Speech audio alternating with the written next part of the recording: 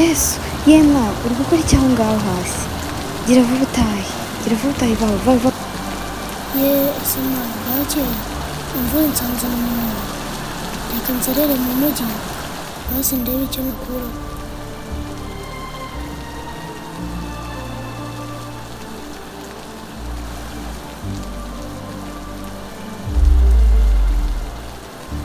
Mama, nisubiriye mu rugo kubera ko ndabona uyu muhanda unaniye muri ubu buzima. Tega nsubire mu rugo nisangire mama, n'ubundi nta kintu ari mu mware papa. Gusa mfite ubwoba bw'inkoko mama yamaye, nkaba naragiye nkayiba nkayigurisha, ariko reka ngende.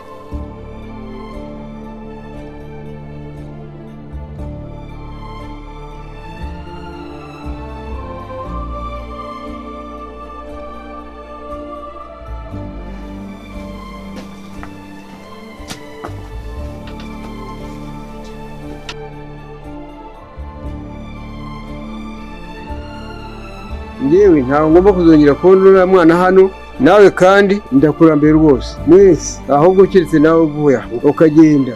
Ese koko urabona bino uri gukora bikwiye? Niyo umwana yaba atari uwawe wakora ibi byose kugeza aha?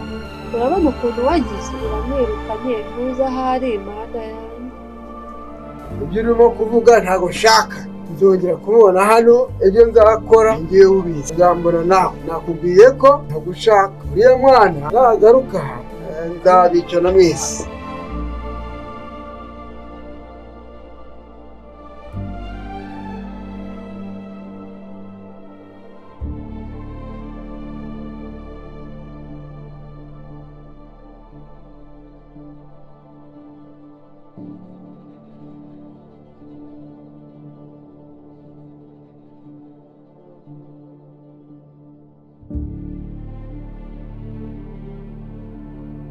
Mana yanjye, ntabwo nasubira mu rugo, ndumva bikomeye.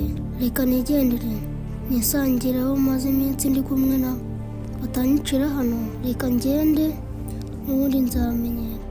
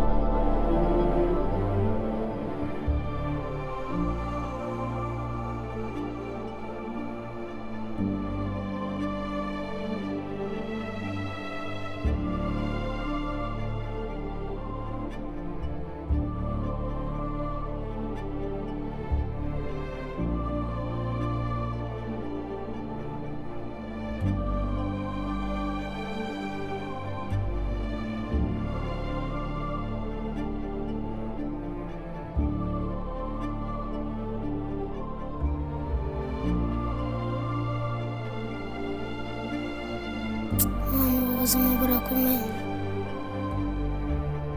Reka ngate hano inyuma muri resitora, aho mbona bamena ibiryo, ngende ndebe icyo naryamo nabasha.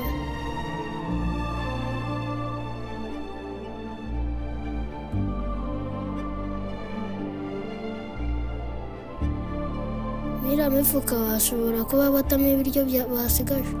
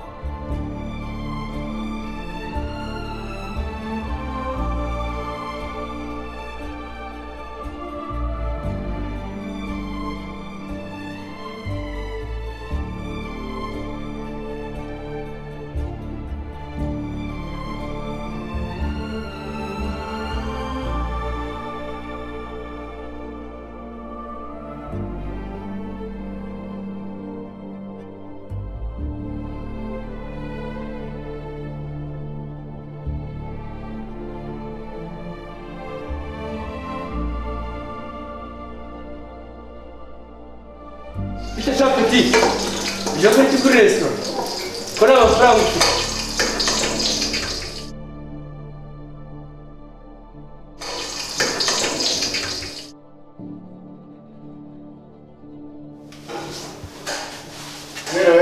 Biriwe neza. Sashara ibyo byemba yanjye mwabisize. Yego twabisize. Ipakingire murange vuba vuba. Sawa boss. ariko mwana abakire babaho neza buze ibiryo none bari kugurira imbwa ibiryo.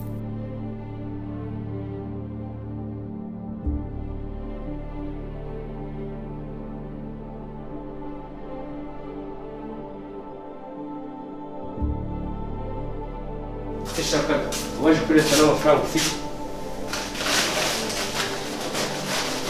Ese basi uramukiriye nyirwarira basi nkabimbwa biriya biryo nanjye nkabirya ubu koko bagiye kubiha imbwa. Petita, amafaranga agiye kuri resitora.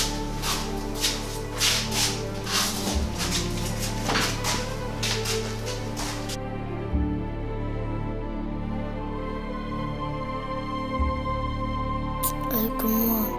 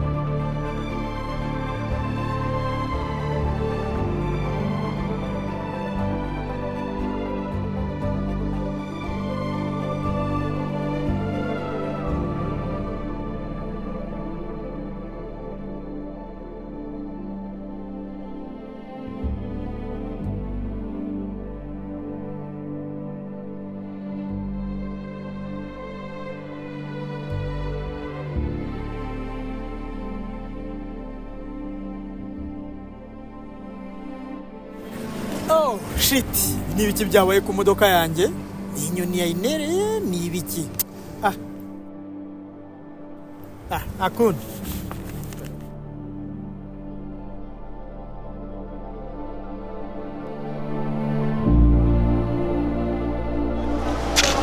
yego hanagurira amapataro wenda yangurira icyo kurya.